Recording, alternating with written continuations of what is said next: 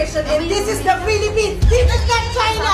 Now you have to go with us. Matapos makatanggap ng sumbong mula sa mga homeowners ng multinational village sa Parañaque hinggil sa pagsakop na raw ng mga Chinese national na may kaduda-dudang mga status sa kanilang subdivision, agad na nakipag-ugnayan ng Bureau of Immigration at ito ang mga naging eksena na tila ba sila pa ang tatapang.